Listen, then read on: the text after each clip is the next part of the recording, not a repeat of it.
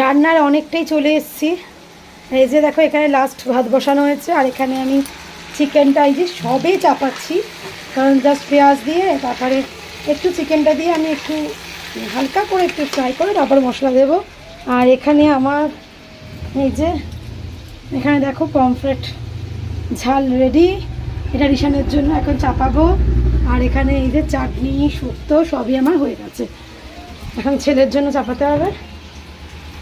চলো আর রান্না করতে করতে দেখো বাসনও ধুয়ে ফেলি, জাস্ট এখন এই দুটো রয়েছে, এগুলো এখনই ধুয়ে ফেলবো, তাহলে কাজের চাপটা একটু কম মনে হয়। আর এই যা ভাতটা উঠলে গেল, আমি একটু বন্ধ করে দেবো, 10 মিনিট বন্ধ করে ওটা আবার চাপিয়ে দেবো।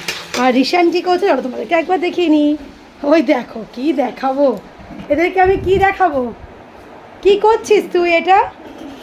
আর আমার ঘরের কন্ডিশন তোমরা দেখতে পাচ্ছ, সকালবেলা এগুলো পরিষ্কার করা হয়েছে, কে বলবে কি হচ্ছে এটা বাবার পিঠে উঠে খেলা? এইটা কি খেলা? হ্যাঁ দাঁড়াও তুমি। আর এখানে চলছে টিভি, এই হচ্ছে ওর